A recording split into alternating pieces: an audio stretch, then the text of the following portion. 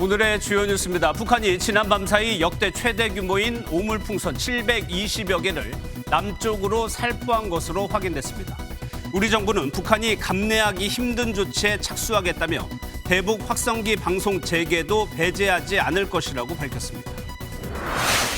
22대 총선에서 31명의 당선인을 배출하며 민주당 내 최대 모임으로 급부상한 더민주전국혁신회의가 2기 출범을 위한 전국대회를 열었습니다. 참석 인사들은 앞다퉈 당원 중심의 정당을 실현하겠다고 밝혀 민주당 지도부가 추진하는 당원권 강화 작업에도 속도가 붙을 전망입니다. 노소영 아트센터 나비관장 측이 SK그룹 경영권과 지배구조, 우호지분 등에 대해 정해진 것은 없다는 입장을 MBN에 밝혔습니다. 당초 우호지분으로 남겠다는 입장에서 하루 만에 입장을 바꾼 건데 경영권 분쟁의 불씨가 될 수 있다는 해석도 나오고 있습니다. 서울의 한 빌라에서 층간소음 문제로 시비를 벌이다 이웃을 살해한 40대 남성이 경찰에 붙잡혔습니다. 전북 군산시에서는 철인 3종 경기에 참가한 60대 남성이 경기 도중에 숨지면서 경찰이 수사에 나섰습니다. 중국의 무인 달 탐사선 창어 6호가 달 뒷면 착륙에 성공했습니다. 창어 6호는 인류 최초로 달 뒷면 토양을 채취한 후 지구로 귀환할 예정인데 미지의 영역이었던 달 뒷면의 비밀이 풀릴지 주목됩니다. 여러분 안녕하십니까. 북한이 오늘도 오물이 가득 담긴 풍선을 우리 쪽으로 날렸습니다. 왜 이런 걸 계속 날리는지 궁금합니다. 김여정 부부장의 말처럼 이 풍선을 치우는 것 자체가 귀찮고 성가시니까 군과 국민적 피로감을 노리는 걸까요? 지금은 오물이라고 하지만 앞으로 거기에 뭐가 담길지 모르는 상황에서 풍선들이 우리 머리 위로 날아다니는 걸 방치하고 있을 수는 없을 것 같습니다. 현재까지 발견된 오물 풍선은 720여 개입니다. 일부는 도심에 떨어지면서 자동차 앞유리가 파손되는 피해도 잇따랐습니다. GPS 전파 교란 공격도 닷새째 이어지고 있습니다. 먼저 추성남 기자가 보도합니다. 하얀색 대형 풍선 2개가 아파트 입구에 떨어져 있습니다. 북한이 살포한 오물 풍선입니다. 보호 장비를 갖춰 입은 군인들이 수거 작업을 진행합니다. 북한에서 날려보낸 오물과 쓰레기로 확인했고 안전하게 회수하였습니다. 위험 물질은 없지만 낙하물에 의한 피해와 혹시 모를 위해 요소가 있을 수 있으니 풍선 아래 비닐봉지에는 대부분 담배꽁초와 폐지 등 오물이 담겨 있었습니다. 한 풍선은 경기도 안산의 아파트 단지에 떨어져 자동차 앞 유리가 파손되는 등 피해가 발생했습니다. 또 경기도 안양의 한 전통시장과 강원도 홍천 농가와 주택에도 떨어져 주민들은 놀란 가슴을 쓸어내렸습니다. 무섭죠. 공포스럽고 겁나죠 일단. 이게 어디에 떨어질지 모르니까 무섭고. 군 당국이 파악한 오물 풍선은 약 720개. 수도권과 강원뿐 아니라 전국 곳곳에서 발견됐는데 제 뒤로 보이는 골프장으로 떨어지기도 했습니다. 그 시간대는 이미 경찰이랑 소방 군부대에서 와가지고 처리를 해갖고 혹시 지금 라운딩 진행하고 있습니다. 북한은 서해 북방한계선 NLL 일대에서 위성 항법 장치, GPS 전파 교란 공격도 이어가고 있습니다. 지난달 29일부터 닷새째입니다. MBN 뉴스 추성남입니다. 대통령실은 NSC 상임위원회를 긴급 소집했습니다. 북한이 감내하기 힘든 조치들에 착수하겠다며 대북 확성기 방송 재개도 배제하지 않겠다고 밝혔습니다. 착수 시기에 대해서는 더 망설이지 않고 바로 하겠다고 강조했습니다. 이어서 전정인 기자입니다. 북한이 또다시 오물풍선을 무더기로 살포하자 대통령실은 장호진 국가안보실장 주재로 NSC 상임위원회를 긴급 소집했습니다. 북한의 오물풍선 살포에 대응하기 위해 NSC를 가동한 것은 이번이 처음입니다. 대통령실은 북한의 이 같은 도발은 정상 국가로서는 상상할 수 없는 몰상식적인 행위라고 강도 높게 비판하고 강력 대응하겠다고 밝혔습니다. 예고한 대로 북한이 감내하기 힘든 조치들에 착수하기로 했습니다. 또한 북한의 어떤 추가적인 도발도 결코 좌시하지 않을 것이고 대통령실 고위 관계자는 북한이 감내하기 힘든 조치에 대해 대북 확성기 방송 재개도 배제하지 않을 것이라고 밝혔습니다. 또 북한에 경고하고 시간을 줬다면서 굳이 더 시간을 끌지 않고 필요한 조치와 절차를 취해 나갈 것이라고 덧붙였습니다. 대북 방송을 재개하게 되면 지난 2016년 북한의 4차 핵실험 도발에 대응해 일시 재개한 지 8년 만입니다. 합동참모본부는 대북 확성기 방송을 상시 시행할 준비와 태세를 갖추고 있다며 방송 재개에 그리 오랜 시간이 걸리지 않는다고 밝혔습니다. MBN 뉴스 전정인입니다. 북한은 남북 대화 때마다 중단을 요구할 정도로 대북 확성기 방송에 상당히 민감합니다. 국방부 출입하는 권영범 기자와 좀 더 살펴보도록 하겠습니다. 어서 오세요. 네. 예. 만약에 우리 정부가 대북 확성기 방송을 재개한다고 결정을 하게 된다면 바로 방송을 틀 수 있는 겁니까? 네, 저희도 방송을 하기 전에 준비 시간이 필요하잖아요. 예. 대북 확성기 방송은 현재 이 방송이 중단된 상태이기 때문에 재개하려면 몇 시간 정도 걸립니다. 병력이 준비를 좀 해야 하고 이동식 확성기 차량에 기름도 좀 넣어야겠죠. 고정식 확성기는 대부분 철거된 상황이라서 물량도 다시 확보를 해야 하고요. 어디서 어떻게 작전을 진행할지 현장 답사 절차 역시 필요합니다. 주로 대한민국 체제 우월성은 선전을 하고 북한 체제 잔혹성을 고발하는 내용이 방송을 통해서 나오는데요. 한국 가요가 나오기도 합니다. 예, 이 확성기 방송이 곡절이 많았어요. 과거에 중단하고 재개하고 이걸 반복했었죠. 네, 그렇습니다. 이 대북 확성기 방송이 처음 시작된 건 지난 1963년 박정희 정부 때인데요. 예. 지난 2004년 노무현 정부의 남북 군사 합의를 계기로 중단된 바 있습니다. 이후 이명박 박근혜 정부에서 천안함 피격, 지뢰 도발, 4차 핵실험 등 북한의 도발에 대한 대응 조치로 잠시 재개하기도 했습니다. 예, 그런데 궁금한 게 북한은 왜 이 오물풍선을 어디서 이렇게 날리는 겁니까? 그 부분이 가장 궁금하실 텐데요. 우리 민간단체가 북한의 대북 풍선을 보내지 못하게 하려는 의도가 가장 크다는 게 군 당국 판단입니다. 예. 어젯밤부터 날아온 720여 개의 풍선 가운데 500여 개가 북한 서쪽에서 날아온 것으로 추정되는데요. 합동참모본부 관계자는 대다수가 황해도에서 날아와 강화도, 김포, 파주 쪽으로 수백 개가 떨어진 상태라고 설명했습니다. 서울도 예외는 아니었는데요. 풍선이 80개 이상 발견되면서 초동 대응반이 꾸려졌고 인천과 안산 등 수도권 곳곳에서도 식별이 됐습니다. 우리 군의 국군 심리전단이란 심리전 전단 부대가 있는데요. 북한에서도 이와 비슷한 부대를 경기, 강원 지역에 보냈거나 전방 부대 자체적으로 풍선을 날렸을 가능성이 있습니다. 예, 그런데 걱정되는 부분은 만약에 이 풍선 안에다가 가벼운 생화학 무기 같은 거 넣어서 보냈을 경우에요. 만약에 이렇게 된다면 우리 군이 바로 격추합니까? 곧바로 격추하진 않습니다. 그 이유는 고도 3km 안팎으로 날아오는 풍선을 총이나 대공포로 격추하는 게 제한이 되고 탄이 우리 측 영토에 떨어질 수 있고요. 10kg 무게의 풍선이 지상에 떨어지면 그걸로 피해가 생길 수도 있기 때문입니다.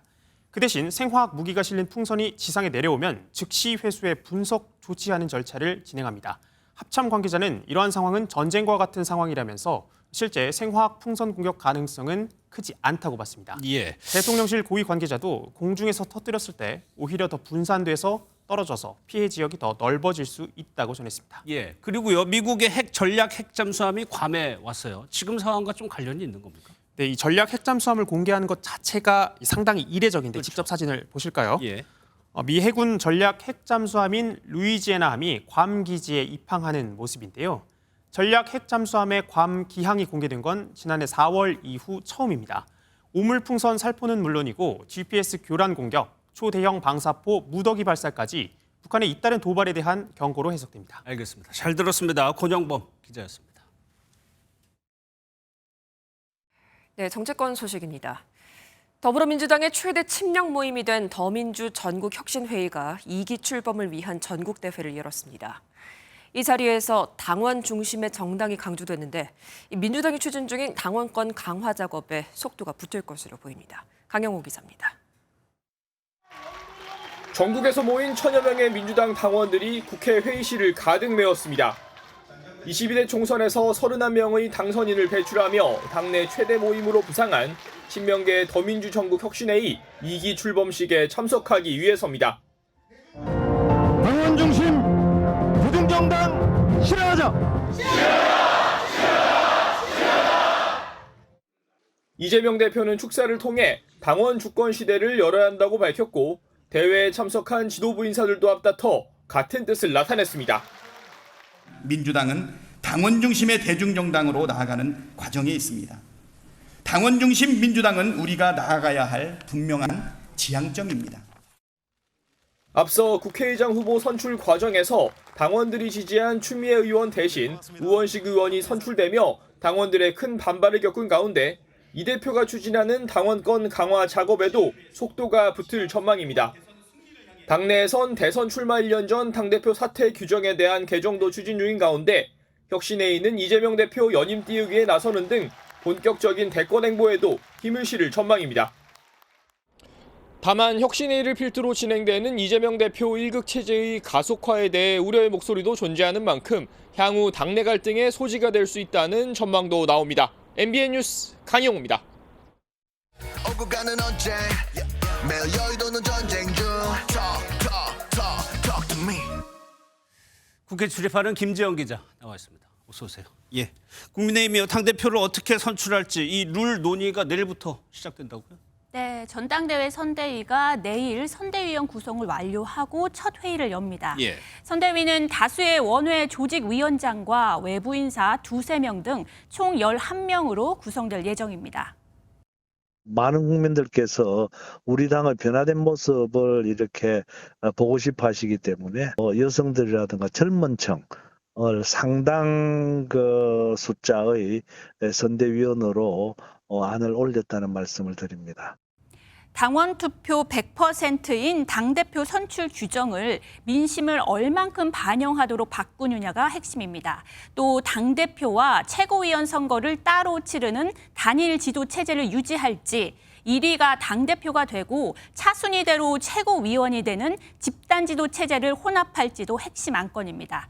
특히 집단 지도 체제는 출마설이 나오는 한동훈 전 위원장에 대한 견제 차원이라는 분석도 있어서 논의 결과가 더 주목됩니다. 예, 그러면 결과에 따라서 한동훈 전 위원장의 출마 여부도 명확해질 것 같고, 그런데 한 전 위원장이 최근에 지구당 부활론을 꺼냈는데 여기에 또 일침을 가한 인사가 있어요? 네, 바로 국민의힘 차기 당대표 후보로 꼽히는 유승민 전 의원입니다. 한 전 위원장은 최근 정치 신인과 청년을 위해 지구당을 부활해야 한다는 정치개혁 어젠다를 던졌죠. 이에 대해 유 전 의원이 정말 필요한 정치개혁을 못 보고 있다고 일침을 가했습니다. 정치의 불공정은 단순히 현역 의원과 원외 당협위원장 간 문제가 아니라 현직 대 비현직 사이 문제다. 지구당은 정치 지망생들에게 진입장벽이 또 생기는 것이라고 비판한 겁니다. 유 전 의원은 모든 정치 지망생을 위한 정치 개혁을 주장한 건데 어떻게 보면 한 전 위원장보다 한 걸음 더 나아간 개혁 의제를 던진 셈입니다. 예, 22대 국회가 시작했으니까 원구성도 해야 되는데 논의 상황 어때요? 네, 여야 원내대표가 나란히 기자 간담회를 했는데 입장차가 한치도 좁혀지지 않았습니다. 민주당은 18개 상임위 독식 가능성도 내비쳤습니다. 법사위와 운영위는 양보할 의사가 없다는 것은 분명하게 말씀드리겠습니다. 국회법에 따라서 표결로 가져올 수 있기 때문에 18개 상임위를 우리가 다 가져올 수 있는 그런 부분도 있다. 뒤이어 기자간담회를 연 국민의힘도 물러서지 않았습니다. 민주당에서 반드시 법사위원장을 맡아야 한다면 국민의힘이 국회의장직을 맡는 것이 합당합니다. 강자의 횡포일 뿐 결코 민주주의가 아닙니다. 의회 독재입니다. 여야가 이렇게 사활을 거는 건 최혜병 특검법의 22대 국회 본회의 통과 여부가 바로 법안 통과의 관문인 법사위에 달렸기 때문입니다.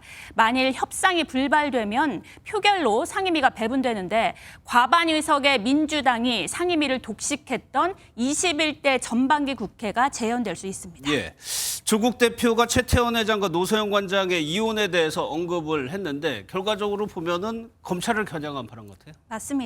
두 사람의 이혼 소송에서 가장 화제가 된 건 1조 3,800억 원에 달하는 재산 분할 액수죠. 예. 그런데 조국 대표는 애정 파탄 문제에는 관심이 없다며 재판부가 부부가 이룬 재산이 비자금과 정경유착, 즉 범죄 행위에 의한 수익이라고 판결한 점이 중요하다고 강조했습니다. 조 대표는 최 회장의 사돈인 노태우 대통령의 도움 없이 SK가 통신 재벌이 되지 못했을 것이라며 당시 비자금 소문에도 검찰은 수사하지 않았고 이는 검찰의 직무유기라고 주장했습니다. 최태원, 노소영 두 사람의 이혼 소송을 언급하면서 결국 검찰을 겨냥한 겁니다. 알겠습니다. 잘 들었습니다. 김지영 기자였습니다. 네, 뉴스 이어갑니다. 노소영 아트센터 나비 관장 측이 1조 3천억 원대의 재산 분할이 이뤄지면 SK그룹의 우호 지분으로 남겠다는 보도 내용에 대해서 정해진 것이 없다며 향후 상황에 의견을 밝히는 건 부적절하다고 입장을 바꿨습니다. 앞으로 SK그룹 경영권을 둔 분쟁 가능성을 배제할 수 없어 보입니다. 정혜린 기자입니다. 노소영 아트센터 나비 관장 측이 SK그룹 지배구조나 우호 지분 등에 대해 생각할 상황이 아니다라는 뜻을 밝혔습니다. 일부 언론에서 노 관장 측이 SK그룹 지배구조가 흔들리는 것은 원하지 않는다는 보도가 나온 지 하루 만에 입장을 정정한 겁니다. 노 관장 측은 MBN에 항소심 판결만 선고돼 아무것도 확정된 것이 없는데 향후 상황에 대해 의견을 밝히는 것은 적절하지 않다고 전했습니다.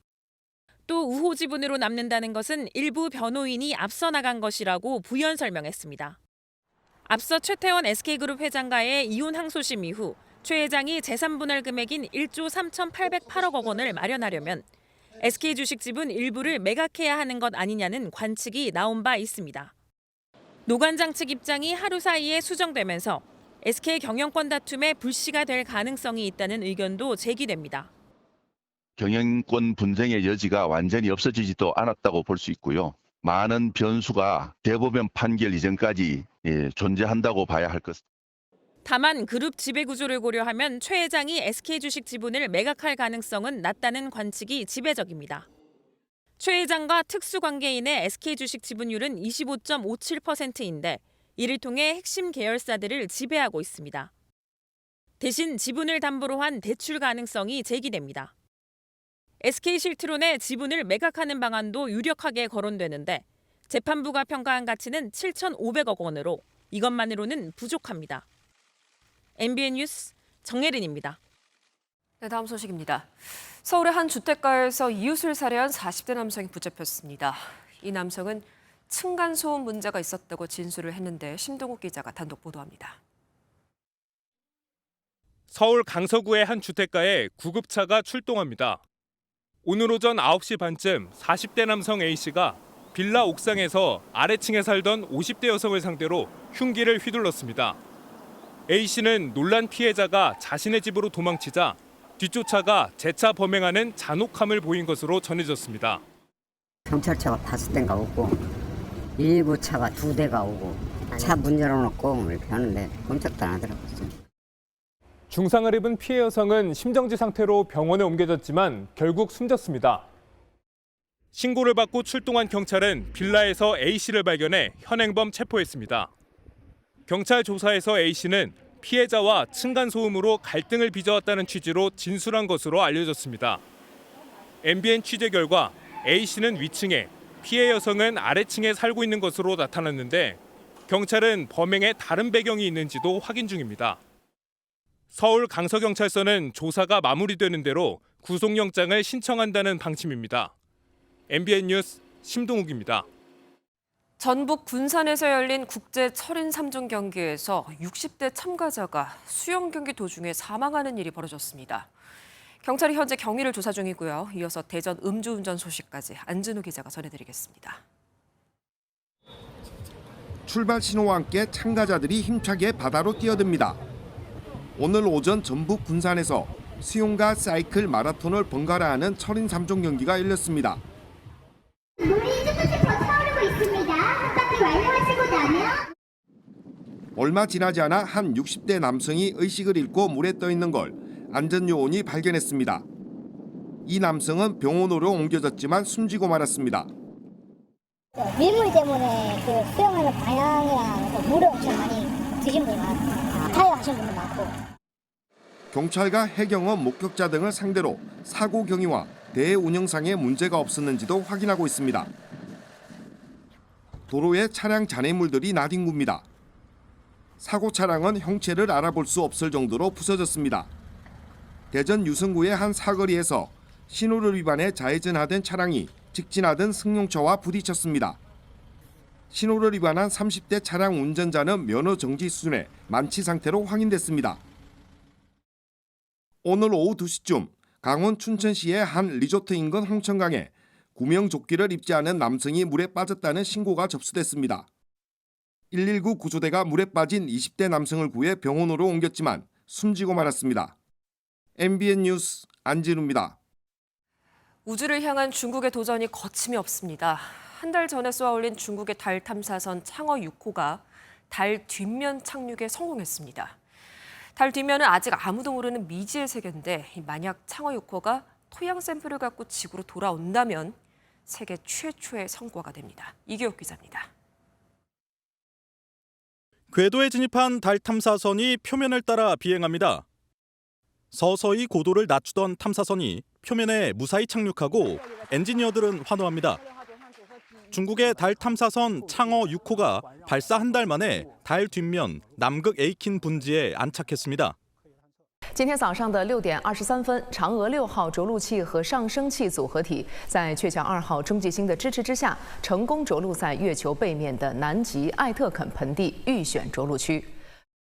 창어 6호는 지난 2019년 창어 4호에 이은 세계에서 두 번째 달 뒷면 착륙 탐사선이 됐습니다. 탐사선은 달 뒷면에 머무르며 토양과 암석 샘플을 채취한 뒤 이달 25일 지구로 귀환할 예정입니다. 미국과 중국, 러시아가 그동안 10차례 달 앞면의 샘플을 지구로 가져왔었는데 뒷면 시료 확보는 중국이 처음입니다.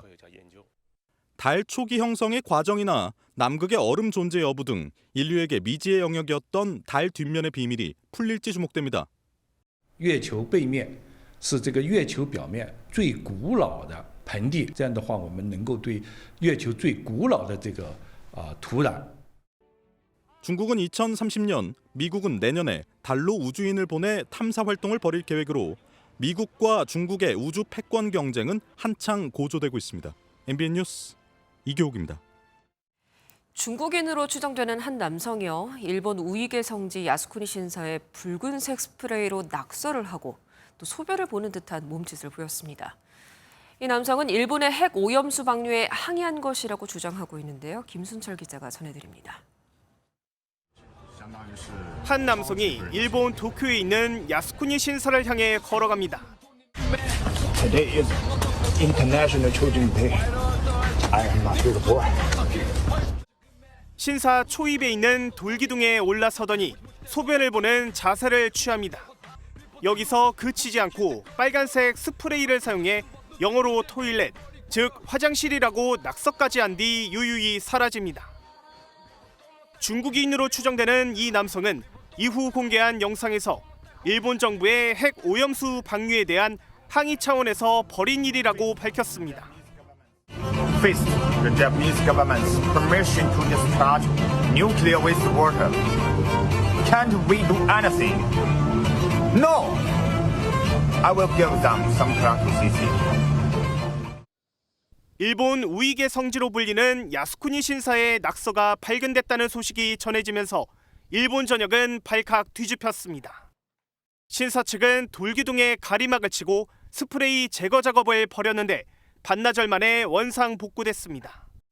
일본 경시청도 수사에 착수해 기물손괴 혐의로 이 남성의 행방을 쫓고 있습니다. 지난 1869년에 세워진 야스쿠니 신사는 일본이 일으킨 전쟁에서 숨진 246만여 명의 영령을 추모하는 시설로 14명의 태평양 전쟁 A급 전범도 합사돼 있습니다. MBN 뉴스 김순철입니다. 제주에서 남방 큰 돌고래가 죽은 새끼를 업고 다니는 모습이 또 관찰됐습니다. 지난 1년 동안 이렇게 새끼 돌고래가 죽은 건 7차례나 됩니다. 전 세계적으로도 이례적인 일이라 왜 이런 일이 발생하는지 원인 분석이 필요해 보입니다. 현주호 기자입니다. 제주도 남서쪽 해상에 나타난 돌고래떼 모습입니다. 제주 연안에 서식하는 남방 큰 돌고래입니다. 그런데 선두에 선 돌고래가 주둥이로 새끼를 계속 수면 위로 들어올립니다. 태어난 지 1, 2개월밖에 안 된 새끼 돌고래가 숨을 쉬지 않자 다시 숨을 쉬게 하려는 겁니다.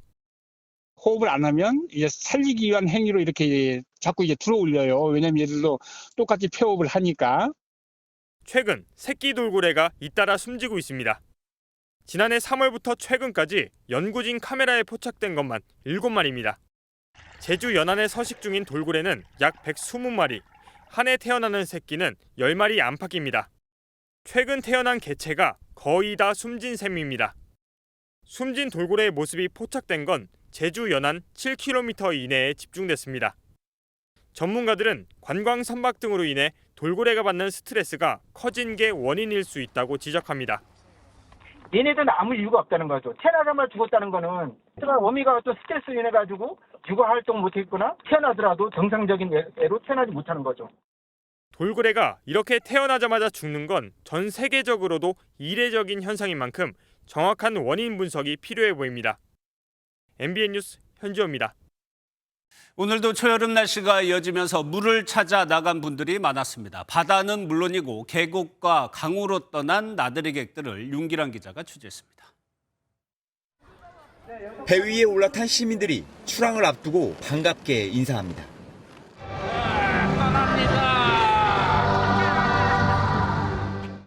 시원한 바람을 맞으며 드넓게 펼쳐진 서해 풍경을 사진에 담아봅니다. 바다 바로 앞에 마련된 물놀이장은 아이들 탓입니다.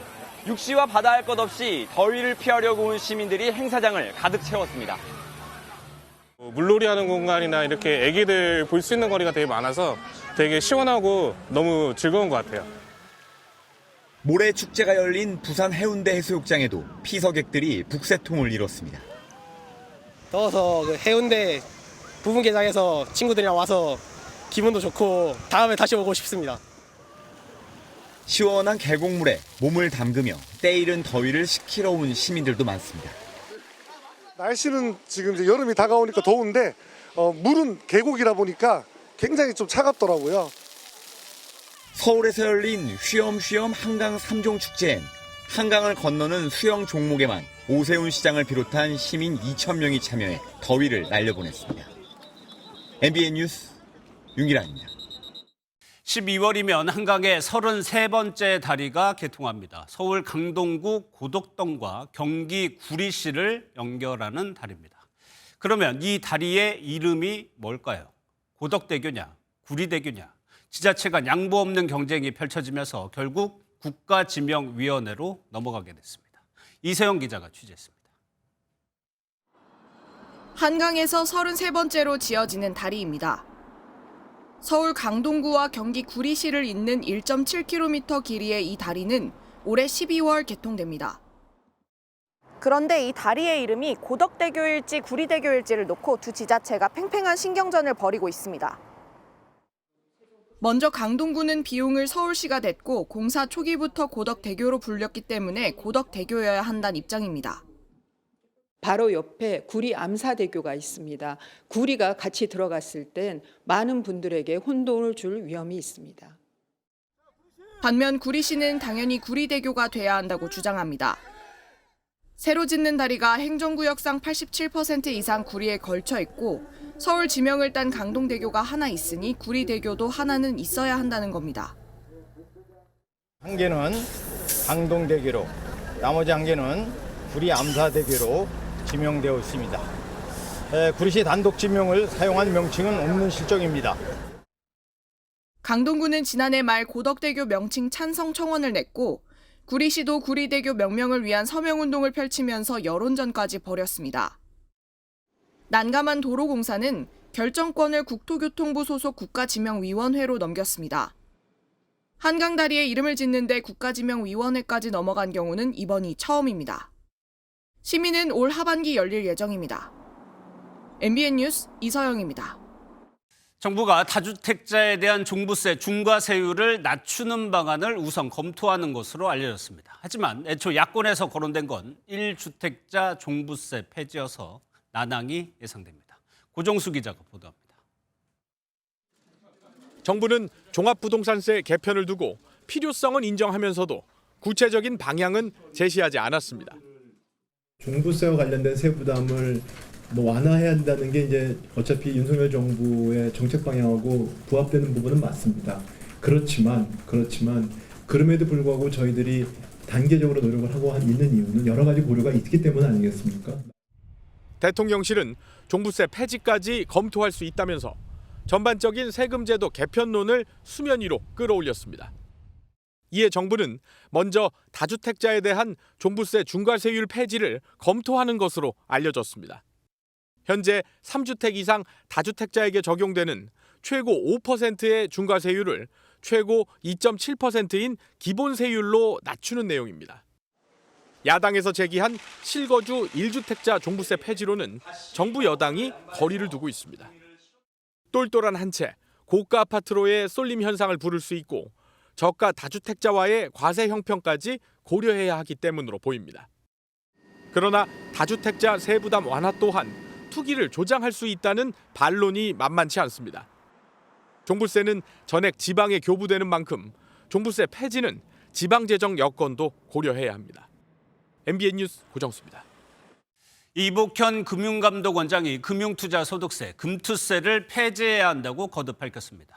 특히 연말정산과 건강보험료에서 피해를 보는 개인 투자자들이 수십만 명에 달할 것이라고 말했습니다. 김태형 기자입니다.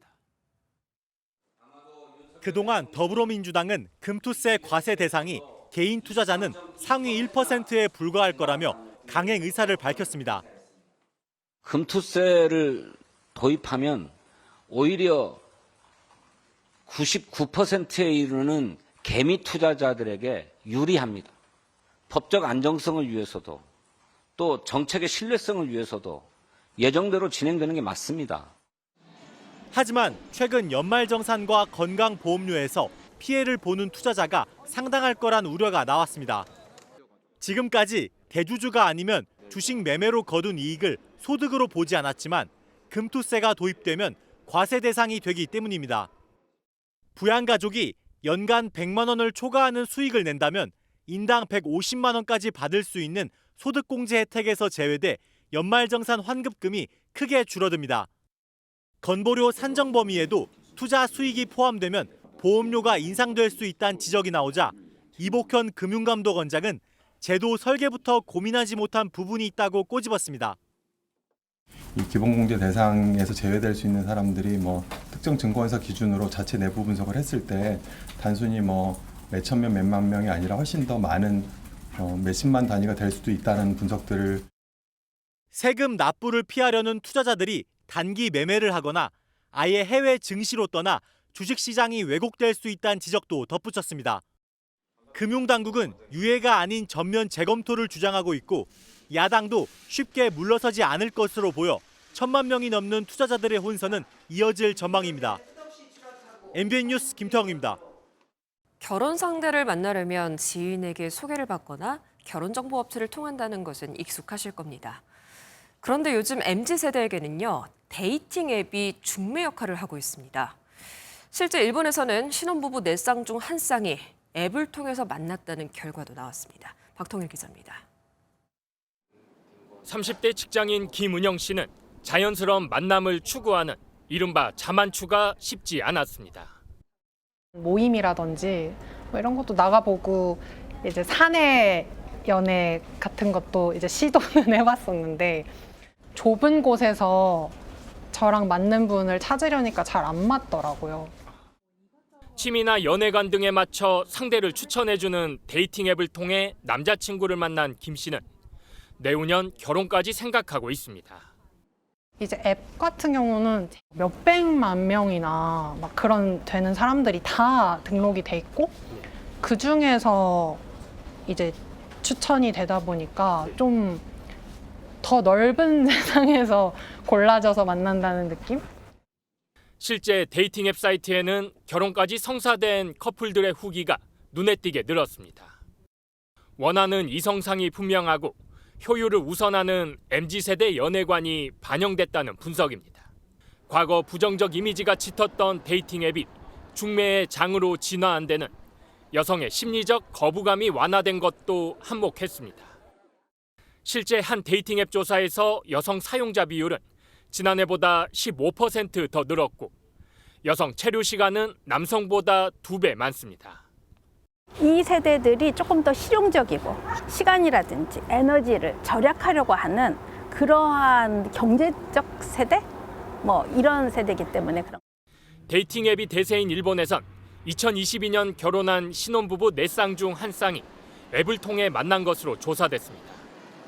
반면 비싼 가입비에 온라인 대응도 늦었던 일본 결혼정보회사 21곳은 결혼활동 시장에서 퇴출됐습니다.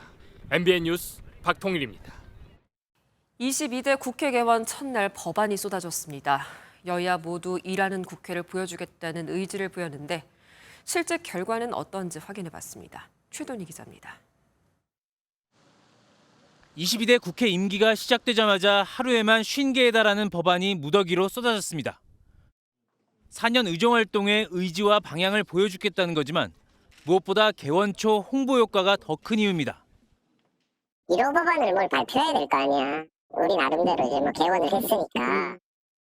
이러다 보니 일단 내고 보자식의 법안이 적지 않습니다. 같은 내용의 법안이 수두룩합니다.